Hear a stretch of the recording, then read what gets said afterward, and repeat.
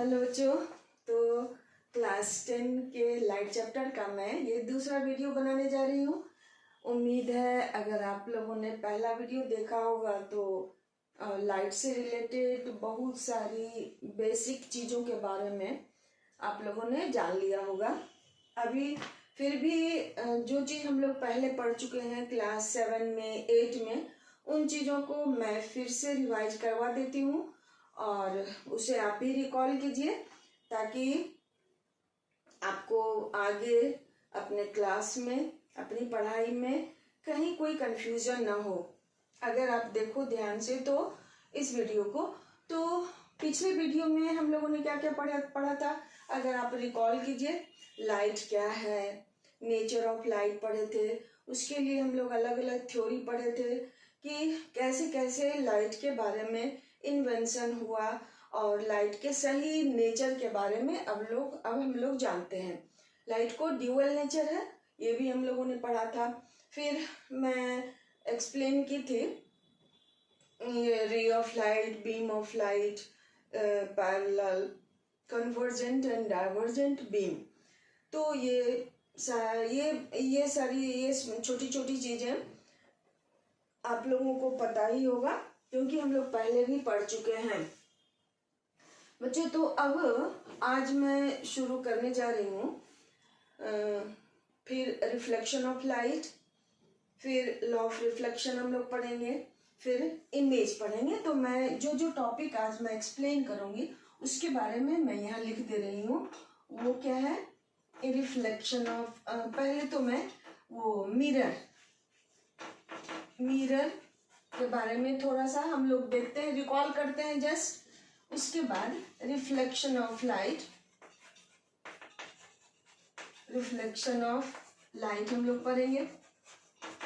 फिर इस टर्म से related to reflection of light, उसके बाद पढ़ेंगे हम लोग लॉज ऑफ रिफ्लेक्शन और इसका हम लोग यूज करेंगे और देखेंगे कुछ क्वेश्चंस को डिस्कस करके।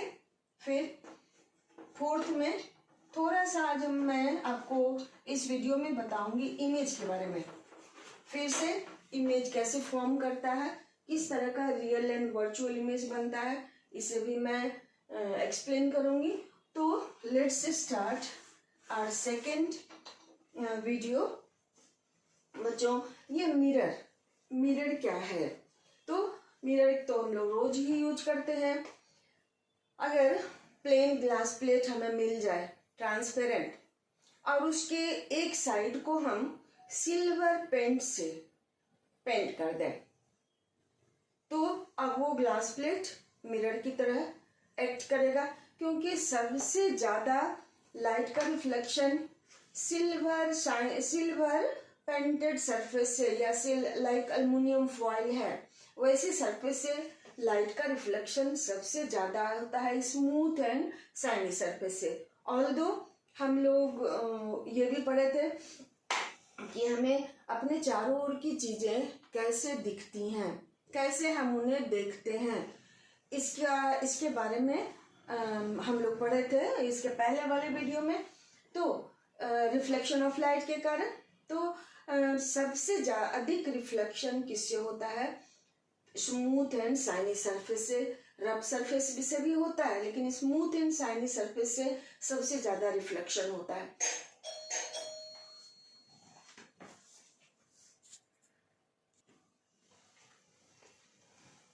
तो मिरर ही सबसे अच्छा रिफ्लेक्टर है लाइट के लिए बच्चों।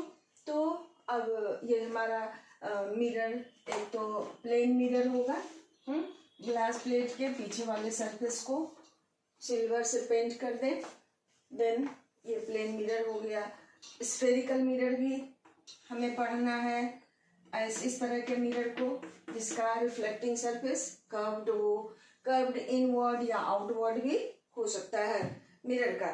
तो इस तरह से हम लोग मिरर के बारे में जाने कि मिरर से रिफ्लेक्शन सबसे अच्छे से होता है। अब चलिए हम लोग देखते हैं रिफ्लेक्शन ऑफ लाइट को।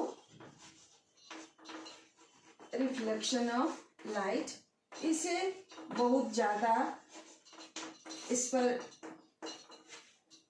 वो आप लोगों ने बहुत सारा चीज इससे रिलेटेड पढ़ा ही है।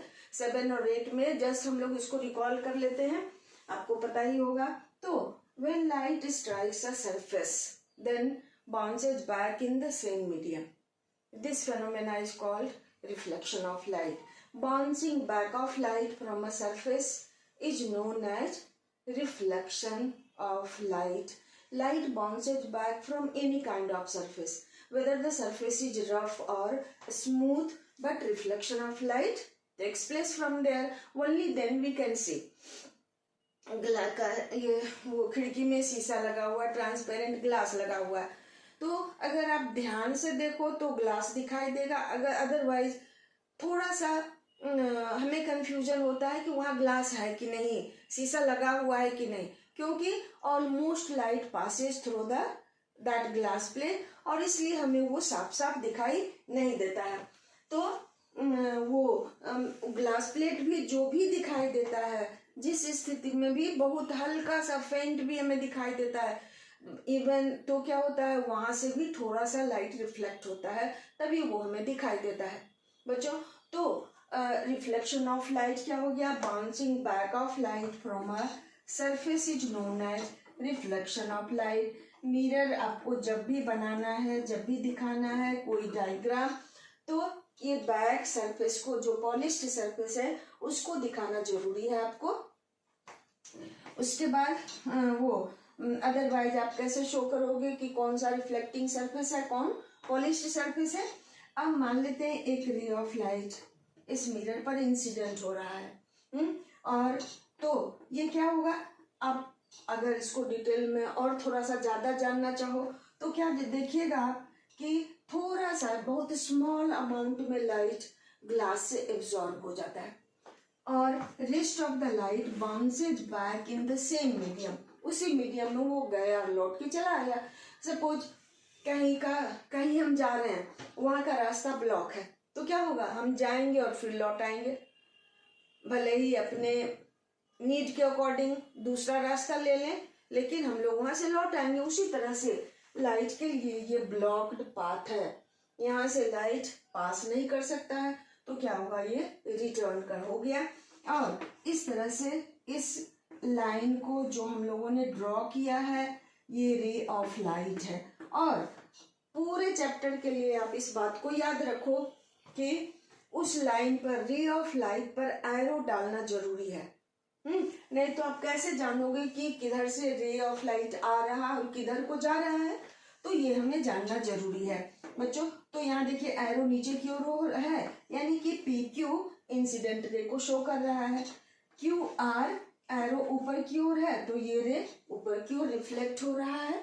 तो पी क्यू हमारा हो गया इंसिडेंट रे, क्यू आर हो गया हमारा रिफ्लेक्टेड रे।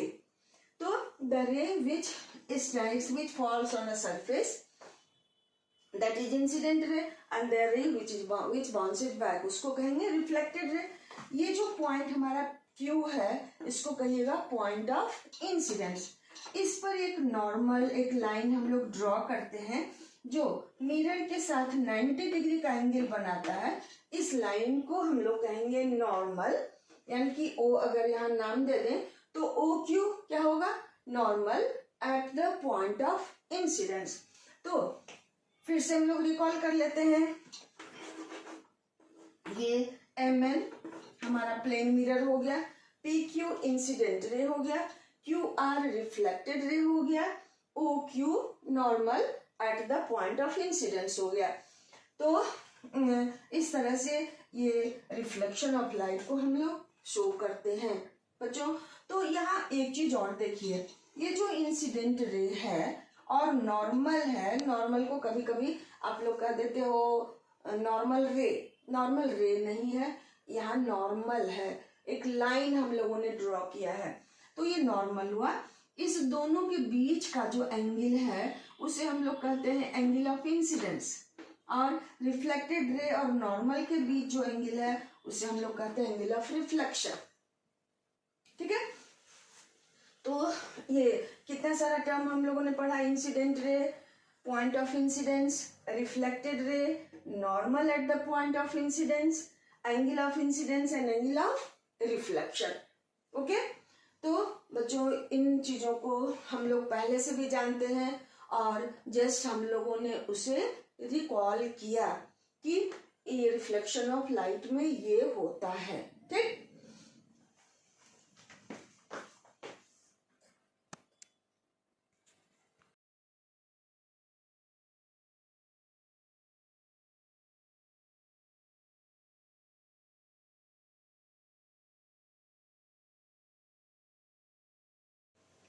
अब हम लोग रेगुलर एंड इरेगुलर रिफ्लेक्शन के बारे में पढ़ेंगे. इस चीज को भी हम लोगों ने क्लास 8 में, आप लोगों ने क्लास 8 में पढ़ा है. तो ये reflection of light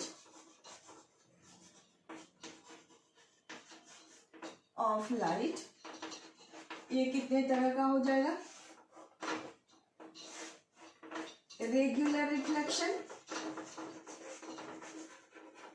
regular reflection और दूसरा होता है हमारा इरेगुलर, और इसे ही हम लोग कहते हैं डिफ्यूज्ड रिफ्लेक्शन भी. डिफ्यूज्ड रिफ्लेक्शन भी इसको कहते हैं हम लोग. तो regular reflection and irregular reflection and diffused reflection. तो बच्चों ये रेगुलर रिफ्लेक्शन क्या है, हम लोग इसे फिर से रिकॉल करते हैं. अगर हम मिरर का सरफेस ले लें, ये प्लेन है, स्मूथ एंड शाइनी सरफेस है, इस पर हम लोग पैरेलल बीम ऑफ लाइट को इंसिडेंट कराते हैं. लाइक आप इसे ऐसे भी देख सकते हैं. हम लोग प्लेन मिरर पर एक टॉर्च लाइट करें, उससे beam of light will strike the surface of mirror, और इस तरह से इंक्लाइंड होके स्लैंटिंग थोड़ा सा इंसिडेंट कराइए, तो आप क्या देखोगे कि रिफ्लेक्टेड रे लौट रहा है और वो हमें स्पॉट के रूप में उसी तरह से दिखाई देगा. तो जिस तरह से वो मिरर पर स्ट्राइक किया, इंसिडेंट हुआ, उसी तरह से वो रिटर्न हो जा रहा है. तो this parallel beam after reflection will also remain parallel, और इस तरह से जो रिफ्लेक्शन होता है उसे हम लोग कहते हैं रेगुलर रिफ्लेक्शन. देख रहे हो ना, ये इंसिडेंट रे, रिफ्लेक्टेड रे, इंसिडेंट रे, रिफ्लेक्टेड रे, इंसिडेंट रे, रिफ्लेक्टेड रे. तो parallel beam of light strikes the surface of mirror and it bounces back, it reflects back as it is. Parallel था तो पैरेलल ही reflect होगा, means reflected ray भी parallel रहेगा. तो इस तरह के रिफ्लेक्शन को हम लोग कहते हैं रेगुलर रिफ्लेक्शन. और ये रिफ्लेक्शन, इस तरह का रिफ्लेक्शन सिर्फ मिरर के सरफेस पर होता है, और उसी तरह का अगर कोई शाइनी सरफेस हो तो उससे पर हो सकता है, बट ये पर्टिकुलरली मिरर के केस में ही होता है बच्चों. तो और दूसरा है इरेगुलर रिफ्लेक्शन. तो अगर हम कोई और सरफेस ले लें जो कि हमारे चारों ओर है, दीवार हो, हम आप, कोई भी टेबल चेयर कुछ भी हो, पेपर बुक, उस पर हम लोग पैरेलल बीम को इंसिडेंट कराते हैं. तो क्या होता है, इसके रफनेस के कारण वो इधर उधर इरेगुलर वे में वो रिफ्लेक्ट हो जाता है. सरफेस के रफनेस के कारण वो इधर उधर चला गया. तो इस तरह से जो रिफ्लेक्शन हुआ, जो कि मिरर को छोड़ के, उसी तरह के स्मूथ सरफेस को छोड़ के और किसी भी ऑब्जेक्ट से होता है, तो इस तरह का रिफ्लेक्शन होता है, और इसे ही हम लोग कहते हैं डिफ्यूज्ड रिफ्लेक्शन या इरेगुलर रिफ्लेक्शन. ठीक है. तो रेगुलर रिफ्लेक्शन के कारण क्या होगा, इमेज बनेगा किसी ऑब्जेक्ट का, मिरर में बनता है ना, उसी तरह से डिफ्यूज रिफ्लेक्शन के कारण किसी ऑब्जेक्ट का इमेज नहीं बनने वाला है. ठीक है. हम लोग तो दीवार की तरफ देखते हैं, बुक, कॉपी, पेपर, जो भी है, हम लोग के चारों ओर की चीजें, उन्हें हम देखते हैं, हमें दिखाई देता है, लेकिन वो वहां तो हमारा इमेज नहीं दिखाई देता है. तो वहां क्या होता है, इरेगुलर रिफ्लेक्शन होता है. किसी भी रैंडम वे में रे ऑफ लाइट रिफ्लेक्ट हो गया, तो वहां हमारा इमेज नहीं बनेगा, किसमें, डिफ्यूज रिफ्लेक्शन में, बट रेगुलर रिफ्लेक्शन में इमेज बनेगा। ठीक है।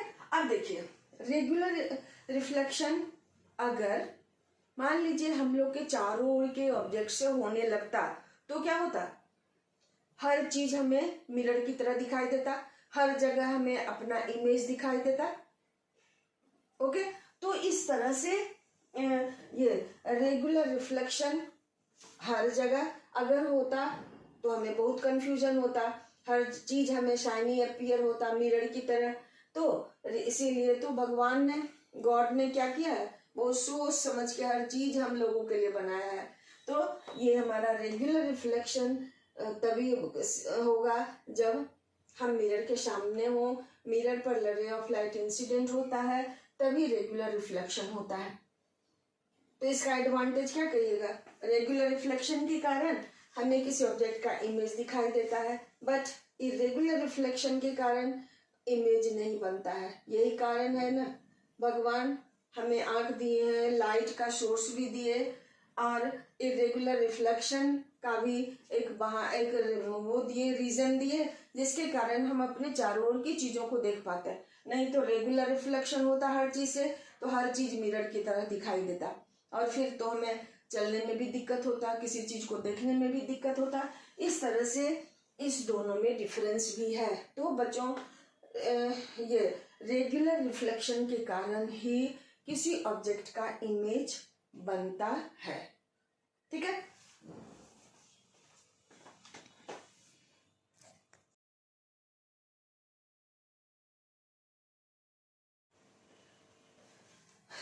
तो बच्चों अब हम लोग पढ़ने जा रहे हैं reflection of light, sorry law of reflection. ये भी हम लोगों ने पढ़ चुका है, लेकिन फिर भी laws of reflection of light, reflection of light के लिए लॉ। बच्चों तो wherever reflection takes place it follows two law. वो क्या क्या है हम लोगों ने पढ़ा भी है। अगर आप ये वीडियो देख रहे हो तो रिकॉल करो कौन कौन सा लॉ है रिफ्लेक्शन ऑफ लाइट के लिए। अगर आप लोगों ने समझा होगा पिछले क्लास में तो जरूर आप लोग आंसर करोगे। तो फर्स्ट लॉ देखिए क्या है, ये हमारा डायग्राम हुआ मिरर का, हम एक रे इस पर इंसिडेंट कराते हैं, रिफ्लेक्टेड रे ये हमारा हुआ,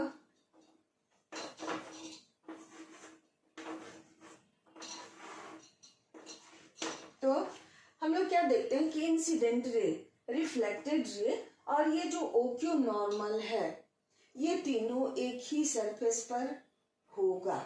कहाँ होगा, मिरर पर। ठीक है, या पेपर पर जहां हम लोग ड्रॉ कर रहे हैं, तो मिरर अगर हम लोग रखे हैं, इस पर रे ऑफ लाइट को इंसिडेंट कराएंगे, ये बाउंस होगा, बैक होगा। तो इंसिडेंट रे, रिफ्लेक्टेड रे और नॉर्मल जो भी हम लोगों ने ड्रॉ किया है, यह सब एक ही सरफेस पर होगा।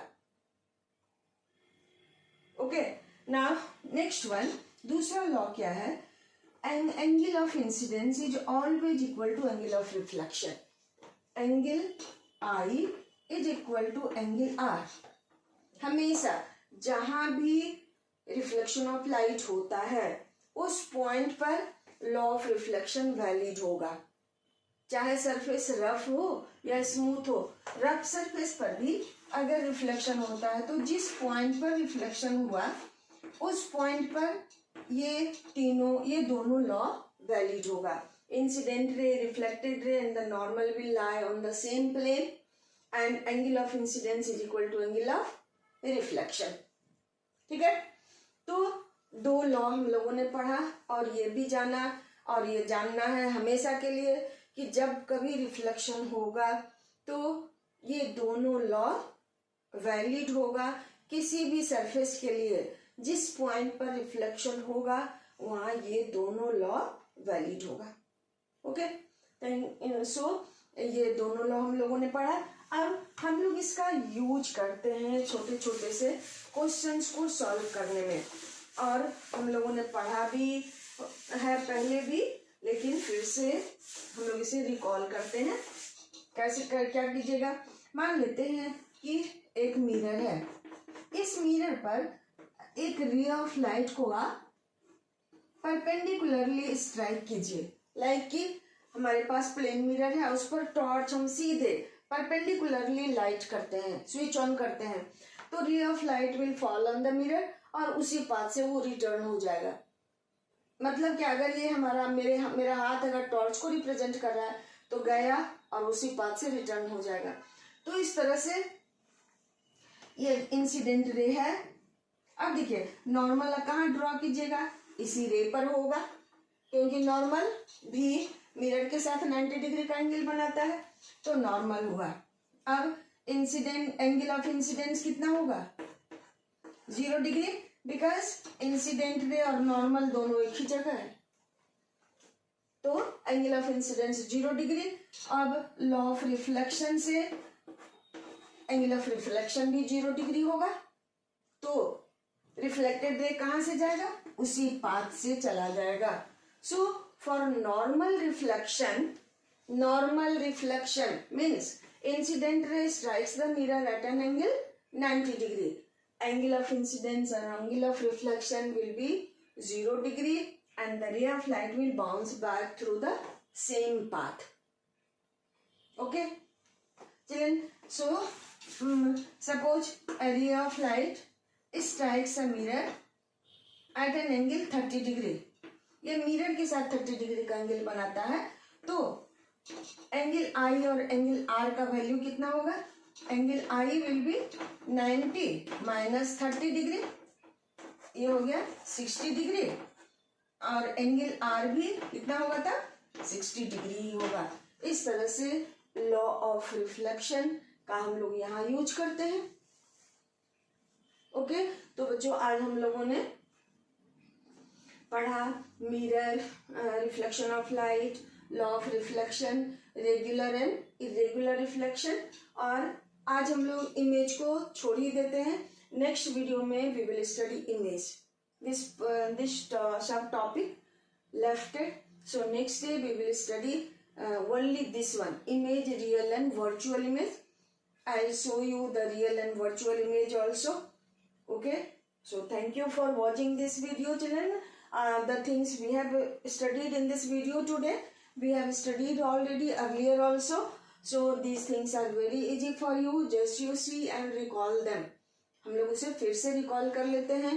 So thank you for watching. If you like the video, subscribe. This one will be a word for me.